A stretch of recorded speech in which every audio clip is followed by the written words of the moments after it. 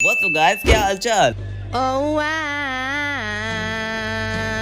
Finally spring season आ चुका है और इसके साथ साथ एग्जाम्स भी, और इस कारण इंडियन बच्चों की शक्ल किसी कोयले की खदान में काम करने वाले मजदूर जैसी हो गई है। लेकिन क्या हो अगर इस एग्जाम्स के रेगिस्तान में नॉन सीक्वल एनिमेस की बरसात होने लग जाए। और मैं इस बारिश का भगवान बनकर आपके लिए लेकर आ चुका हूँ top 10 non sequel animes in spring season. Emotional damage. Just a short note, this video does not include any type of CGI based anime series and the genres like ideal and sports. If you guys are interested in those type of genres, you can comment down below and we will think to make a separate video on that. And also this video includes the rating system so that you can find your suitable anime in no time. And I promise इनमें से कोई भी anime आपको disappoint नहीं करेगा, तो फिर सभी को एक बार try जरूर करना। मूविंग टूवर्ड्स द वीडियो, हमारा सबसे पहला एनिमे है कोनो हीलर मेंडोकुसाई। ये कैनन एनिमे है, इस कारण इसके हर एक एपिसोड में एक नई स्टोरी होती है। तो फिर इसका प्लॉट कुछ इस प्रकार का है कि हमारा फर्स्ट मैन प्रोटैगनिस्ट एक नाइट होता है और हमारे सेकंड मैन प्रोटैगनिस्ट एक डार्क एल्फ होती है जो हीलिंग मैजिक पोजेस करती है, लेकिन उसका नेचर काफी ज्यादा घमंडी है। और इसी नेचर के कारण वो एक फाइट के दौरान हमारे नाइट को हील करने की जगह कर्स दे देती है कि अगर वो उससे 100 मीटर की दूरी पे जाएगा तो फिर उसकी डेथ हो जाएगी। सो यहाँ इस पूरे एनिमे के अंदर हमें उन दोनों का कॉमेडिक एडवेंचर देखना है। Our next anime is Aharen San wa Hakarena, एक टिपिकल लॉलीकॉन एनिमे। अरे सर मेरी बात तो सुन लीजिए, इसे सीधा सेक्शन 375 के जुर्म में फांसी की सजा दे दो। बट सर उसकी एज तो सिर्फ 15 साल है। ओह, I got it now. Fuck. So, its story is about daily life of Aharen Sanwa, a short, quiet and cute girl and his friend Raida, जिसे उसके साथ बातें करनी होती है बट वो नहीं कर पाता because of her quiet nature। और हमारा Raida उसकी बातें समझने के लिए काफी सारे ट्रिक्स यूज करता है, like lip reading method, writing method, फिर एरो मैसेज, पिजन मैसेज और यहाँ तक कि फ्लेम मैसेज भी करते हैं वो ट्राई। बस हैंड साइंस रह गए थे। और हाँ, इसके अंदर आपको ठीक ठाक अमाउंट में फैन सर्विस भी देखने को मिल जाएंगी, बट सीरियसली काफी ज्यादा यूनिक प्लॉट है, राइट। हमारा तीसरा anime Shokishuju no virgin road. And guys, इसके नाम के ऊपर इसे बिल्कुल भी जज मत करना, वरना मेरे जैसा हाल हो जाएगा, क्योंकि I thought it's going to be a simple wholesome isekai anime, but I was completely wrong. So इसकी स्टोरी है अबाउट एग्जीक्यूटर्स, इन शॉर्ट जल्लाद, जो पकड़ पकड़ के ऐसे बंदों को मारते हैं जो किसी दूसरे वर्ल्ड से उनके वर्ल्ड में समन होकर आए हैं। लेकिन अगर आपको जानना है कि ये लोग ऐसा क्यों करते हैं, किस लिए करते हैं, तो फिर एनिमे देखो और खुद जान जाओ, क्योंकि अगर ये चीज़ भी बता दी तो फिर एनिमे आपके लिए स्पॉइल हो जाएगा। बट हाँ, एक चीज़ ज़रूर बताऊँगा कि अगर आपका सपना है कि ट्रक के ऊपर कूद कर आप अपनी जान दे दो और इसिकाई हो जाओ, तो फिर मैं आशा करता हूँ कि आप लोग इस वर्ल्ड में तो ना हो, क्योंकि अगर यहाँ पर हो गए तो फिर कुत्तों की मौत मरोगे। हमारा अगला एनिमे क्यूनी नो सुबाकी नो म्यूनी नो यूची, और शुड आई से द हार्ट ऑफ क्यूनोची सुबाकी। मरना है क्या भोसड़ी के? मरना तेरे को डर नहीं लगता? And here we go, another lolly anime। क्या माल है यार। तो फिर इसका प्लॉट कुछ इस प्रकार का है कि हमारी सुबह की एक वुमेन्स ओनली विलेज में रहती है और वहाँ का एक मेन रूल होता है कि कोई भी लड़की किसी भी लड़के के साथ किसी भी प्रकार का रिलेशनशिप मेंटेन नहीं कर सकती।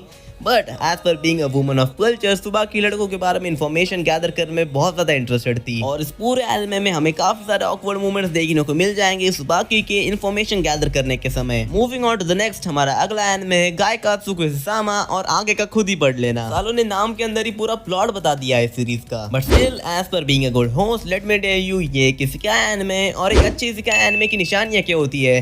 ढेर सारा फैन सर्विस चेक, अच्छा एक्शन सीन चेक, ठीक ठाक अमाउंट में स्टोरी चेक, और ज्यादा फैन सर्विस चेक। और क्या मिस कर रहा हूँ मैं? हाँ, एडवेंचर, ये भी इसके अंदर है। प्लॉट के बारे में बात करें तो फिर एक बंदा होता है जो गेम खेलते खेलते गेम के अंदर एक ओवर पावर कैरेक्टर के रूप में घुस जाता है। अब वो इस नई दुनिया के अंदर अपने आप को जिंदा कैसे रख सकता है, इस चीज को वो फिगर आउट करता है। And to be honest, that's the reason इस पूरे स्प्रिंग सीजन में इसेकाई जॉनरा के अंदर ये मेरा पर्सनल फेवरेट एनिमे है। हमारा अगला एनिमे है love after world domination. Like नाम से ही पता चल रहा है कि ये एक रोम कॉम एनिमे है, बट स्टिल इसका प्लॉट कुछ ज्यादा ही यूनिक है। लाइक तुम लोगों ने ऐसे कितने एनिमे देखे जिसमें हमारे पावर रेंजर्स किसी विलन के साथ रोमांस कर रहे हैं, एक भी नहीं ना, तो फिर आपकी इसी फेटिश को पूरी करने के लिए आया है लव आफ्टर वर्ल्ड डोमिनेशन। इसका प्लॉट कुछ इस प्रकार का है कि हमारा मेन कैरेक्टर ताइकावा एके रेड गैटियन, इन शॉर्ट पावर रेंजर्स का रिप ऑफ इविल विलन्स के साथ फाइट करते हैं वर्ल्ड के अंदर पीस मेंटेन करने के लिए। लेकिन हमारा main character leader of shadow organization, in short गीको द क्वीन ऑफ डेथ के प्यार में पड़ जाता है। लेकिन अगर हम लोग इसकी और ज्यादा डिटेल में जाए, then it's the story of forbidden love started to unfold between the hero of justice and minion of evil. मेरी तरफ से तो ये हाईली रिकमेंडेड एनिमे है। अब चलो लिस्ट के साथ आगे बढ़ते हुए स्पाई एक्स फैमिली की तरफ बढ़ते हैं। आप में से बहुत लोगों को इसके रीसेंट हाइप के बारे में पता ही होगा, बट इसके अंदर ऐसा क्या है कि जो ये इतना ज्यादा पॉपुलर हो चुका है, इसके बारे में मैं आपको बताऊंगा। इस एनिमे के मेन प्रोटैगनिस्ट का नाम है लॉयड फॉर्जर, जो एक अंडरकवर सीक्रेट एजेंट है। एंड एक दिन उसे एक विलन को मारने का आदेश दिया जाता है। एंड टू बी ऑनेस्ट, जितनी मैंने मांगा पड़ी है, उस विलन का नाम अब तक तो रिवील नहीं किया है, बट हमें इतना पता है कि उस विलन का बेटा एक स्कूल के अंदर पढ़ता है। एंड अब हमारे लॉयड फॉर्जर को एक फेक फैमिली क्रिएट करनी पड़ेगी, जिससे वो उस विलन के बेटे के नजदीक जा